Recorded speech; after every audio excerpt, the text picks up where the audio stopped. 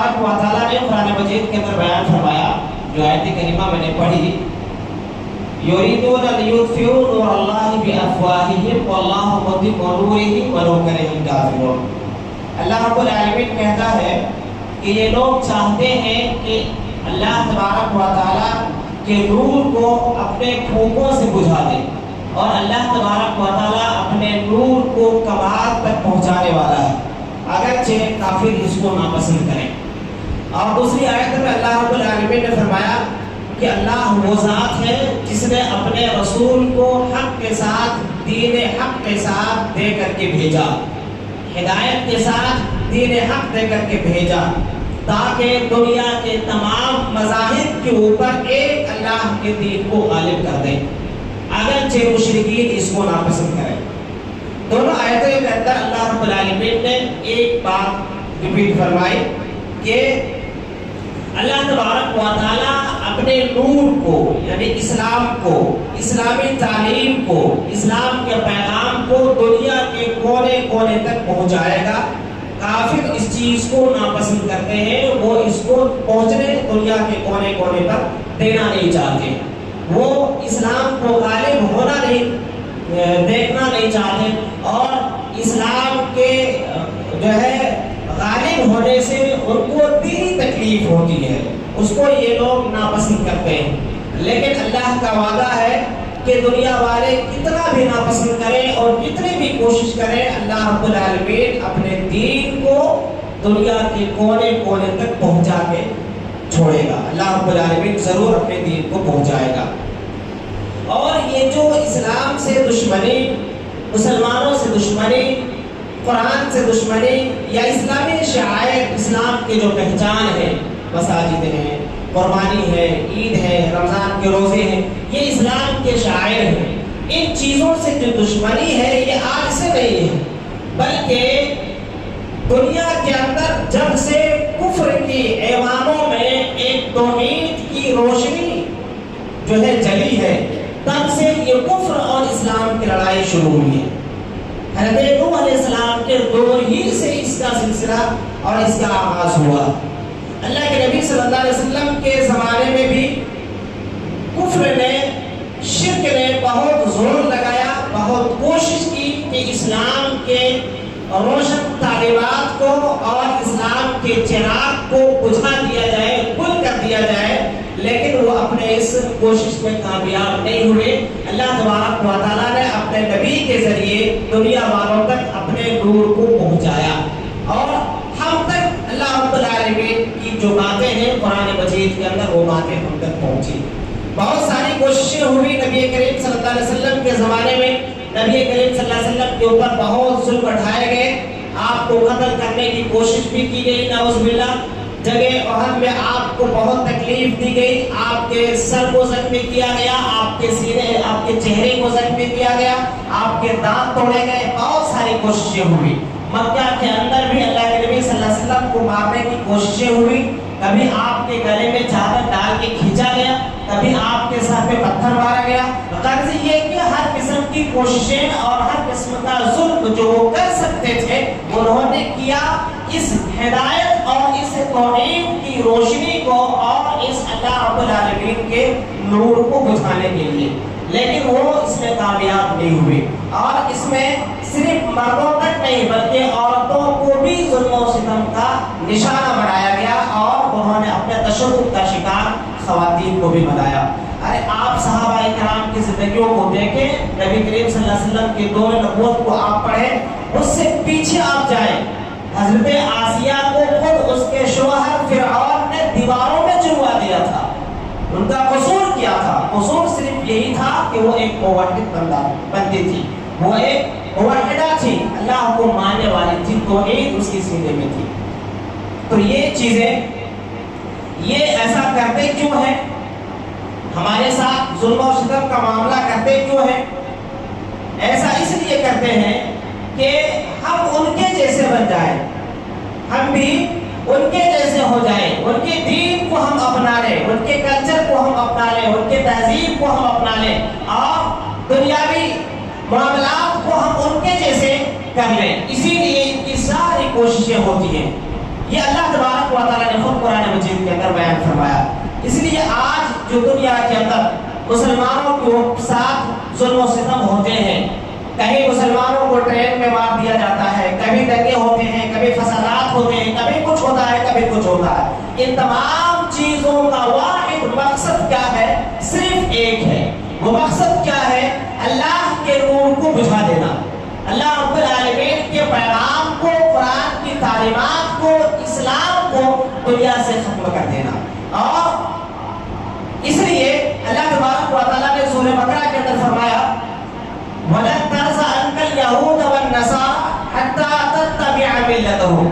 اللہ نے کہا کہ یہ دنیا والے چاہے یہود ہوں، چاہے عیسائی ہوں، چاہے مشرکین ہوں، چاہے کفار ہوں، کوئی بھی ہو، یہ تم سے اس وقت تک راضی نہیں ہوں گے جب تک تم ان کے دین کو نہ مان لو۔ یہ ہمارے اوپر ظلم و ستم کرنا کب چھوڑیں گے؟ قرآن کہتا ہے، اللہ رب العالمین کہتا ہے کہ جب تم ان کے جیسا بن جاؤ گے، اپنے دین کو چھوڑ کے، توحید کو چھوڑ کے شرک کو اپنا لو گے اور اپنا اسلامی تمدن، اسلامی کلچر اور اسلامی تہذیب کو چھوڑ کر کے تم ان کے جیسا کلچر اپنا لو گے، ان کے جیسا تمہارے معاملات ہونے لگ جائیں گے، تو پھر تمہارے اوپر ظلم و ستم نہیں کیا جائے گا، یہ تم سے راضی ہو جائیں گے۔ جب اپنے دین کو چھوڑو گے جب یہ راضی ہوں گے، ورنہ یہ راضی نہیں ہوں گے۔ اب مسئلہ یہاں یہ رہا کہ اب مسلمان، ہم سب توحید والے ہیں، مسلمان ہیں، ہمارے دلوں میں ایمان کی ذرہ برابر بھی اگر چنگاری ہے تو وہ شخص اسلام سے نہیں ہٹے گا، یہ ناممکن ہے۔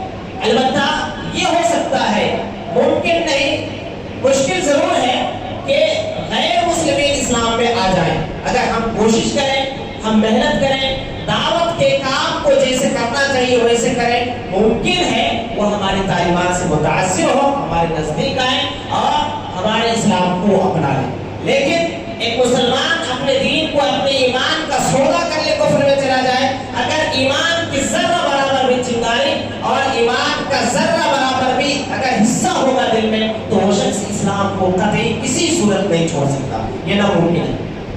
اب ایسی صورت میں ہمارے اور آپ کے اوپر کیا ذمہ داریاں ہیں؟ ہمیں اور آپ کو کرنا کیا ہے؟ ہمارے اوپر چند ذمہ داریاں ہیں کہ ہم اگر آپ یہ کام کریں گے تو ہم اور آپ ان پریشانیوں سے بچ سکتے ہیں۔ اللہ تبارک و تعالیٰ نے قرآن مجید کے اندر فرمایا ہے، پہلی ذمہ داری جو ہے وہ ہے دین کو سیکھنا اور دوسروں کو دین سکھانا۔ یہ ایک اہم ذمہ داری ہے۔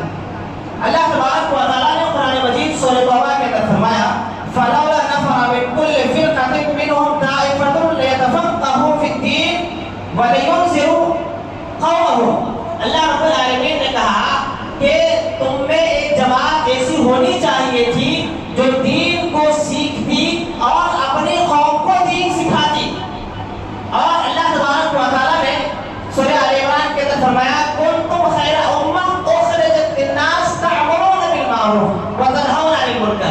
اللہ نے کہا تمہارا واحد مقصد یہ ہے کہ تم دنیا والوں کو صحیح راستہ بتاؤ اور غلط راستے سے روکو۔ یہ مسلمانوں کی ذمہ داری اللہ رب العالمین نے بتائی کہ تمہارا کام یہ ہے کہ دنیا والوں کو صحیح راستہ بتانا اور غلط راستے سے دنیا والوں کو روکنا اور بچانا، بھلائی کا حکم دینا، برائی سے روکنا۔ تمہارا ایمان اللہ پر ہے اور آخرت کے دن کے اوپر ہے۔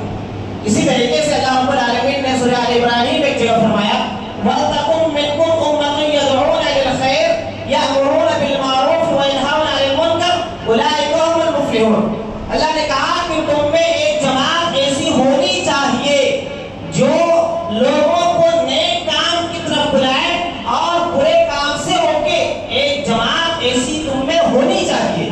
اور اللہ رب العالمین نے فرمایا أُولَٰئِكَ هُمُ الْمُفْلِحُونَ، یہی لوگ کامیاب ہوں گے۔ تو آپ دیکھیں کہ یہ جو ظلم و ستم کا ایک نہ ختم ہونے والا سلسلہ ہے اور جو اسلامو فوبیا دنیا کے اندر ہے، اسلام سے دشمنی، مسلمانوں سے دشمنی، اسلامی شاعر سے دشمنی، اس کا ایک علاج کیا ہے؟ علاج یہ ہے کہ ہم دین کو سیکھیں اور دوسروں تک دین کی تبلیغ کریں، دین کی تعلیمات کو دوسروں تک پہنچائیں۔ یہ پہلا کام ہمیں اور آپ کو اس دور میں کرنے کی ضرورت ہے۔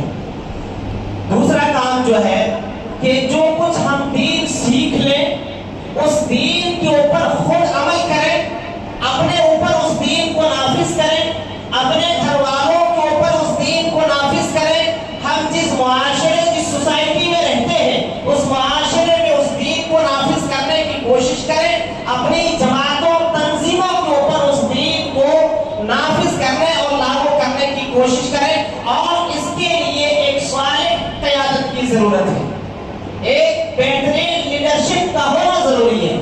جب آدمی دین کو سیکھ لیا، اب اس دین کو اپنے اوپر لاگو کرنا ہے، اپنے گھر والوں کے اوپر نافذ کرنا ہے، ہم جس معاشرے میں رہتے ہیں اس معاشرے کے اوپر نافذ کرنا ہے، ہم جس تنظیم جس جماعت سے جڑے ہوئے ہیں اس جماعت کے اوپر اس تنظیم کے اوپر اس دین کو لاگو کرنا ہے۔ ظاہر بات ہے یہ ساری چیزیں کرنے کے لیے ایک لیڈر کا ہونا اور ایک قیادت کا ہونا ضروری ہے۔ اللہ تبارک و تعالیٰ نے قرآن مجید کے اندر فرمایا فَلَا وَرَبِّكَ لَا يُؤْمِنُونَ حَتَّى يُحَكِّمُوكَ فِيمَا شَجَرَ بَيْنَهُمْ۔ اللہ رب العالمین نے کہا کہ نبی یہ لوگ اس وقت تک مومن نہیں ہو سکتے جب تک کہ آپ جو کچھ فیصلہ سنا دیں آپ کے فیصلے کو بلا چو بچرا یہ لوگ قبول نہ کر لیں اور اپنے دل میں ذرہ برابر بھی کوئی تنگی اور کوئی کدورت نہ رکھیں۔ کہنے کا مطلب یہ ہے کہ ایک صالح قیادت کا ہونا اور ایک لیڈر کا ہونا قوم کے لیے انتہائی ضروری ہے، کیونکہ آج تنظیمیں ہزاروں ہیں، جماعتیں ہزاروں ہیں جو دعویٰ کرتی ہیں کہ ہم کلمہ لا الہ الا اللہ کو بلند کرتے ہیں اور ہم جو ہے نظام الہی کو قائم کریں گے۔ ایسے لوگ خود اپنے اوپر نظام الہی کو قائم نہیں کیے ہوئے۔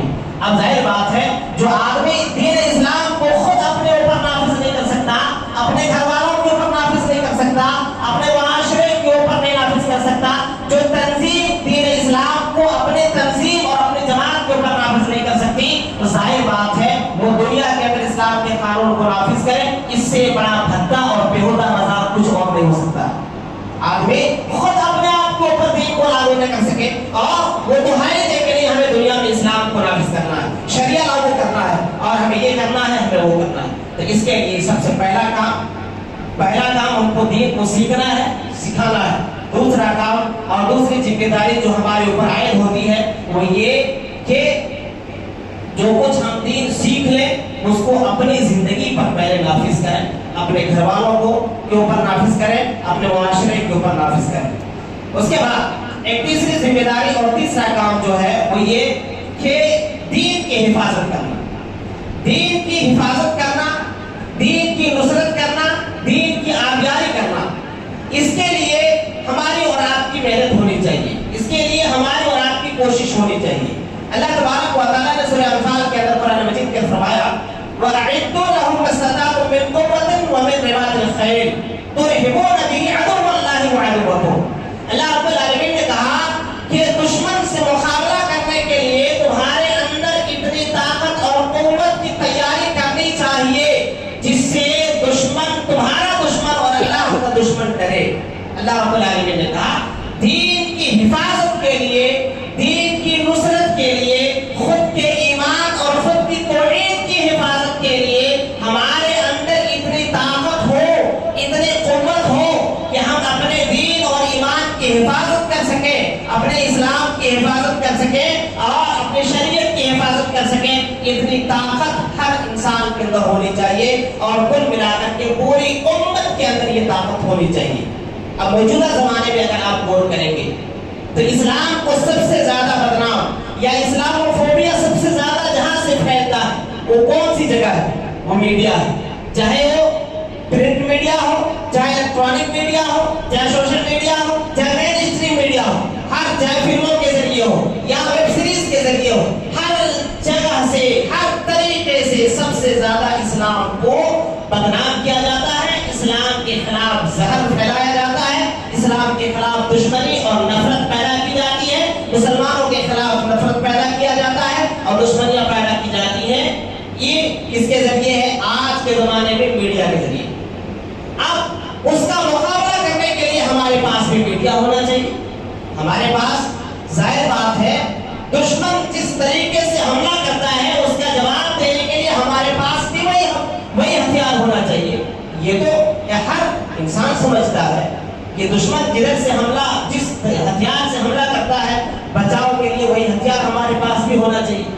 تو جس طریقے سے آج اسلام کو میڈیا کے ذریعے اور مسلمانوں کے خلاف زہر پھیلایا جاتا ہے اور پھیلایا گیا ہے، آپ دیکھیں مسلمانوں کے خلاف نفرت اور اسلاموفوبیا جس کو کہتے ہیں، اس کو دنیا میں عام کرنے کے لیے ہم جس معاشرے میں رہتے ہیں، جس ملک میں رہتے ہیں، اس ملک میں اس کو عام کرنے کے لیے اسلاموفوبیا کس طریقے سے پھیلایا گیا ہے میڈیا کے ذریعے، ہم سب اچھی طریقے سے اس کو جانتے ہیں۔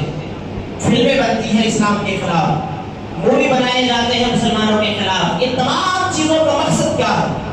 مقصد صرف اتنا ہے، مسلمانوں کے خلاف، اسلام کے خلاف نفرت پیدا کیا جائے اور دنیا میں اسلاموفوبیا کو بڑھاوا دیا جائے۔ تو اس کے لیے ہمارے پاس بھی اس کا مقابلہ کرنے کے لیے ایک چیز ہونی چاہیے۔ تو یہ تیسری ذمہ داری جو ہمارے اندر، جو ہمیں اور آپ کے اوپر ڈالی گئی یا ہمیں اور آپ کو ادا کرنی ہے، وہ یہ کہ اپنے دین کی حفاظت کے لیے دشمن دین کو بدنام کرنے کے لیے جو راستہ اختیار کیے ہوئے ہیں، اس راستے کو ہم اختیار کریں اور اس کے ذریعے اپنے دین کا دفاع کریں، اپنے دین کی حفاظت کریں، اپنے دین کا بچاؤ کریں اور اسلامی تعلیمات کو لوگوں کے تک پہنچائیں۔ اور یہ کام میڈیا کے ذریعے ہو سکتا ہے۔ چوتھا کام ہمارا اور آپ کا جو کرنے کا ہے، جو ہماری ذمہ داری ہے، وہ یہ کہ ہمارے اخلاق اچھے ہوں، ہمارے اخلاق اچھے ہوں۔ آج ہمارے اخلاق اتنے برے ہیں کہ مسلمانوں کا نام سن کر کے آدمی گھن کھاتا ہے۔ آپ کو معلوم ہے یا نہیں معلوم، میں کئی ایسے مسلمان کو جانتا ہوں جو مسلم معاشرے میں اپنا مکان بنانا نہیں چاہتا ہے، مسلم محلے میں گھر خریدنا نہیں چاہتا ہے، وہ کہتا ہے مسلمان بڑے خراب ہیں، مسلمانوں کے اخلاق بڑے خراب ہیں۔ یہ کون کہتا ہے؟ مسلمان خود کہتا ہے۔ تو ہمارے اخلاق آج بڑے خراب ہیں، ہمارے اخلاق اچھے ہونے چاہیے۔ اخلاق سے دنیا بہت متاثر ہوتی ہے۔ اللہ کے نبی صلی اللہ علیہ وسلم جب ہجرت کر کے مکہ سے مدینہ گئے تو یہودی ایمان لائے۔ ان یہودیوں میں سے ایک یہودی جو تھا ایمان لایا، عبداللہ بن سلام، یہودیوں کے بہت بڑے عالم۔ وہ کہتے ہیں کہ جب میں نے اللہ کے نبی صلی اللہ علیہ وسلم کو چہرے کو دیکھا تو میں نے یہ یقین کر لیا کہ یہ چہرہ کسی جھوٹے کا نہیں ہو سکتا۔ اس کے بعد وہ کہتے ہیں کہ جب میں اللہ کے نبی صلی اللہ علیہ وسلم کے دربار میں پہنچا، آپ کی خدمت میں پہنچا، تو اللہ کے نبی صلی اللہ علیہ وسلم اپنی جماعت کو، صحابہ کو جس چیز کی تعلیم دے رہے تھے وہ حسن اخلاق کی تعلیم تھی۔ اللہ کے نبی فرما رہے تھے، یا ایھا الناس افشوا السلام واطعموا الطعام وصلوا الارحام وصلوا باللیل والناس نیام تدخلوا الجنۃ بسلام۔ کہتے ہیں اللہ کے نبی یہ بتا رہے تھے کہ لوگوں سلام کو عام کرو، بھوکوں کو کھانا کھلاؤ، رشتہ داریوں کو جوڑو ملاؤ، یہ تعلیمات اللہ کے نبی دے رہے تھے۔ کہتے ہیں کہ میں یہ بات سن کے اتنا متاثر ہوا کہ اسی مجلس میں اسی وقت اللہ کے نبی صلی اللہ علیہ وسلم کے ہاتھ میں بیعت کر لیا اور میں اسلام لیا ہے، مسلمان ہو گیا۔ تو اخلاق سے متاثر ہوتی ہے دنیا، کیونکہ دنیا والے یا دنیا ہمیں قرآن کو کھول کے نہیں پڑھتی، قرآن تعلیمات کو نہیں پڑھتی، ہمیں اور آپ کو دیکھتی ہے۔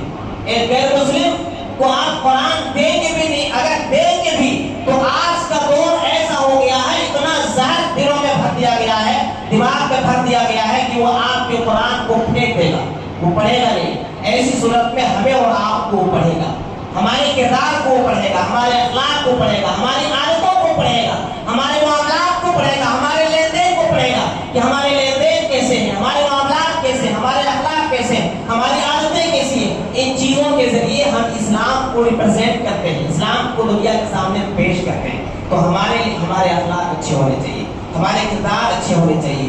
اور اس طریقے سے اللہ کے نبی صلی اللہ علیہ وسلم کے اخلاق کتنے پیارے تھے یہ بتانے کی ضرورت نہیں ہے۔ ایک واقعہ ہے کہ عمیر بن وہب ایک مشرک مکہ سے مدینہ، اللہ کے مختصر میں سنا رہا ہوں، مکہ سے مدینہ اللہ کے نبی صلی اللہ علیہ وسلم کو قتل کرنے کے لیے اپنی تلوار میں زہر لگا کر کے مدینہ پہنچا اور سیدھے مسجد نبوی میں داخل ہو کر کے اللہ کے نبی صلی اللہ علیہ وسلم تک پہنچا۔ حضرت عمر فاروق رضی اللہ عنہ نے جب دیکھا تو کہا کہ یہ دشمن جو آیا ہوا ہے ضرور کسی غلط ارادے سے آیا ہوا ہے۔ اس کا بیٹا جنگ بدر میں قیدی بنا ہوا تھا اور مدینہ کی طرف قید تھا۔ اللہ کے نبی صلی اللہ علیہ وسلم کے پاس پہنچا، حضرت عمر فاروق رضی اللہ عنہ نے پکڑ لی اس کی گردن اور بٹھایا۔ اللہ کے نبی نے کہا کہ اوپر چھوڑ دو. پوچھا کہ تم کیوں آئے ہو؟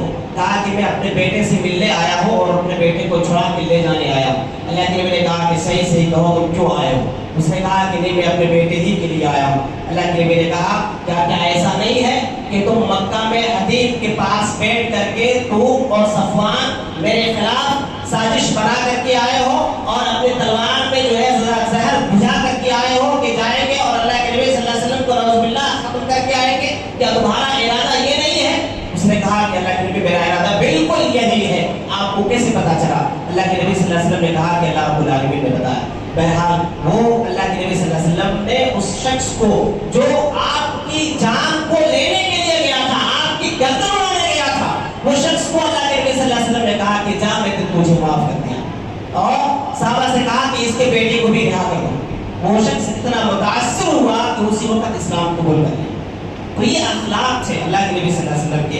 صحابہ کے بھی اخلاق کوئی صحیح تھے, ادھر جانے کی ضرورت نہیں ہے. تو بہرحال ہمیں اور آپ کو جو کام موجودہ زمانے میں کرنا ہے وہ یہ کہ ہمارے اخلاق اچھے ہونے چاہیے. ہمارے اخلاق اچھے ہوں گے دنیا والے اس سے متاثر ہوتے. اس میں ایک چھوٹی سی بات یاد آ گئی کہ ہمارے مسجدوں کے باہر آج بھی الحمدللہ ہماری مسجدوں کے باہر ہمیں مسلم عورتیں یا مسلم خواتین مغرب کے وقت میں آتی ہیں, وہ بچوں کو دم کرانے کے لیے آتی ہیں. ان عورتوں کے ساتھ ہم اچھا بہیو کریں, اچھے ان کے ساتھ ہم اخلاق سے پیش آئیں. ہم جو ہے سلام پھیر کے مسجد سے نکلیں تو ان عورتوں سے منہ موڑ کے نہ نکلیں, بلکہ اگر ہمیں دعا یاد ہے تو ان بچوں کو دم کر کے جائیں. امام صاحب جس مسجد کے ہیں, جس مسجد کے سامنے عورتیں ٹھہر کے ہیں, اس امام صاحب کی ذمہ داری اخلاق کی ذمہ داری ہے کہ وہ ہر ایک بچے کو ترتیب کے ساتھ سیریل کے ساتھ جو ہے دم کرے. ان عورتوں کے لیے بیٹھنے کا جو ہے انتظام کیا جائے تاکہ ان چھوٹی چھوٹی چیزیں, لیکن اس سے ایک اچھا میسج جاتا ہے اسلام کے تعلق سے, مسلمانوں کے تعلق سے کہ مسلمان اچھے ہیں. اور ظاہر بات ہے وہ ہم کو اچھا ہی مانتے ہیں, اسی لیے ہمارے پاس آتے ہیں. اپنے مندروں پر نہیں جاتے, اپنے گرجا گھروں میں نہیں جاتے, اور اپنے جو ہے پنڈتوں کے پاس نہیں جاتے, اپنے پجاریوں کے پاس نہیں جاتے. ہمارے پاس آنے کی وجہ کیا؟ ان کو معلوم ہے اچھے انسان ہیں, نماز پڑھنے والے ہیں, یہ ہمارے بچے کو دم کریں گے تو جو ہے ان کی دعا لگے گی. تو یہ ہماری اخلاقی ذمہ داری ہے کہ ہم اپنے اخلاق کو اچھا کریں. اسی طریقے سے ایک پانچواں کام جو ہے وہ یہ کہ اخلاق کے ساتھ ساتھ اتحاد و اتفاق کی ضرورت ہے. ہمارے صفوں میں آج بڑا انتشار ہے, بہت اختلاف ہے, بات بات میں جو ہے ہمارے یہاں لڑائیاں ہوتی ہیں, اختلافات ہوتے ہیں. اختلاف صحابہ میں بھی تھے, لیکن اختلاف کی حد تک ہونا چاہیے. اس اختلاف کو اتنا بڑھاوا نہ دیا جائے کہ اس سے دین کے ٹکڑے ٹکڑے ہو جائیں اور ہم مختلف فرقوں میں, جماعتوں میں, مسلکوں میں بڑھ جائیں. اور پھر اتحاد کی ضرورت موجودہ زمانے میں ہے. اللہ تبارک و تعالیٰ نے مسلمانوں کو تو کہا تھا انما المؤمنون اخوہ, کہ تم لوگ آپس میں ایک دوسرے کے بھائی ہو, فاصلے ہو بین اخویکم. اگر اختلاف ہو جائے تو اس کی اصلاح کرو. اللہ نے کہا کہ تم بھائی ہو, بھائی کے درمیان اگر کبھی لڑائی ہو گئی, کبھی اختلاف ہو گیا تو اس کی اصلاح کرو. اور اللہ کے نبی صلی اللہ علیہ وسلم نے حدیث کے اندر فرمایا المؤمن للمؤمن کالبنیان یشد بعضہ بعضا, ایک مومن دوسرے مومن کے لیے ایک دیوار کی طرح ہوتا ہے. یہ دیوار کا ایک حصہ دوسرے حصے کو مضبوط کرتا ہے. بالکل ایک مومن دوسرے مومن کو ایسے ہی مضبوط کرنے والا ہونا چاہیے. تو موجودہ زمانے میں اس کی سخت ضرورت ہے, لیکن یہ ضرورت پوری کب ہوگی؟ اس کے لیے ایک شرط ہے. وہ شرط کیا ہے کہ سب کو ایک عقیدے پر پہلے جمع ہونا پڑے گا. جب تک عقیدے کے اندر سدھار, عقیدے کے اندر اسلام نہیں آئے گا, تب تک یہ اتحاد امت اور اتفاق امت کا یہ نعرہ بالکل چھوٹا اور کھوکھلا ہے. امت متحد ہو ہی نہیں سکتی جب تک پوری امت کا عقیدہ ایک نہیں ہو جائے گا. اب ظاہر بات ہے, چھوٹی سی بات میں آپ کو بتاتا ہوں, جہاں پر عقیدے کا اختلاف اس قدر ہو چکا ہے ہماری امت میں مسلمانوں کے درمیان کہ ایک مسلک والا دوسرے مسلک کے امام کے پیچھے نماز نہیں پڑھتا, اور آپ اتحاد کی بات کرتے ہیں. کہاں سے اتحاد ہوگا؟ نہیں ہوگا. یہ ہوا میں جو ہے تیر مارنے والی باتیں, ہمارا جو ہے خام خیالی ہے, خیالی پلاو ہے, اس کی حقیقت کچھ بھی نہیں ہے.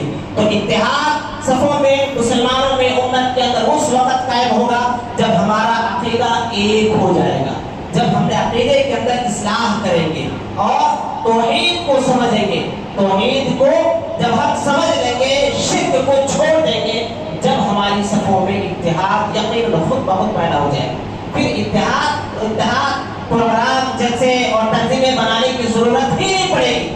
ضرورت اس بات کی ہے کہ عقیدے کے تعلق سے محنت کی جائے، لوگوں کو توحید کیا ہے یہ سمجھایا جائے. جب عقیدے کی اصلاح ہوگی، عقیدے میں سدھار ہوگا، تو خود بخود امت متحد ہو جائے گی اور اتحاد و اتفاق خود بخود پیدا ہو جائے گا. تو یہ چند اہم ذمہ داریاں ہیں جو ہمیں اور آپ کو موجودہ زمانے میں کرنا چاہیے، جہاں پر اسلام کے خلاف بہت زیادہ زہر پھیلا دیا گیا ہے اور اسلام مسلمانوں کے خلاف ہر تیسرے شخص کے دل میں آج نفرت ہے. ہر شخص مسلمانوں کے زوال کو چاہتا ہے، ہر شخص اسلام کے زوال کو چاہتا ہے، ہر شخص چاہتا ہے مسلمان دنیا سے برباد ہو جائے، ہر شخص مسلمان کو ناخوش دیکھنا چاہتا ہے، پریشان دیکھنا چاہتا ہے. ایسی صورت میں ہماری اور آپ کی ذمہ داری یہ ہے کہ ہم اور آپ دین کو سیکھیں، دین کو سکھائیں. جتنا ہم سیکھیں اس کے اوپر خود عمل کریں اور اپنے گھر والوں کے اوپر اس دین کو نافذ کریں، دین کی حفاظت کریں، اپنے ایمان کی حفاظت کریں، اپنے اخلاق کو اچھا بنائیں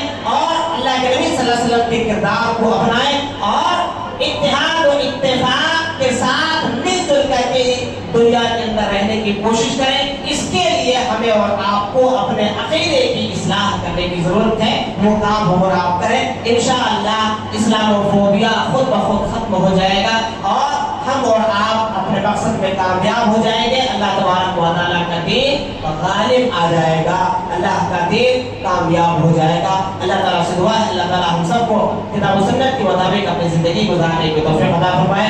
الہ العالمین ہم سب کو اپنے اخلاق کو سدھارنے اور اچھا بنانے کی توفیق عطا فرمائے. الہ العالمین ہم سب کو اپنے آخری نبی جناب محمد رسول اللہ صلی اللہ علیہ وسلم کو اپنا اسوہ اور نمونہ بنانے کی توفیق عطا فرمائے. الہ العالمین ہم سب کو دنیا کے اندر اسلامی تعلیمات کے اوپر خود عمل کرنے، دوسروں تک اسلامی تعلیمات کو عام کرنے کی توفیق عطا فرمائے. الہ العالمین ہم میں سے جو بھی مسلمان بیمار ہیں اللہ ان کو شفاء کاملہ عاجلہ فرما. الہ العالمین جو مسلمان پریشان حال ہیں کسی فساد میں، کسی سیلاب میں، کسی طریقے سے اللہ ان کی پریشانی کو، ان کی مصیبت کو دور فرما. الہ العالمین جب تک وہ ہمیں اس دنیا کے اندر زندہ رکھے، ایمان اسلام توحید پر ہمیں زندہ رکھنا. جب بھی ہمارا خاتمہ ہو، خاتمہ بالخیر، ایمان اسلام توحید پر ہمارا خاتمہ فرمانا. آمین ثم آمین. وآخر دعوانا الحمد للہ رب العالمین.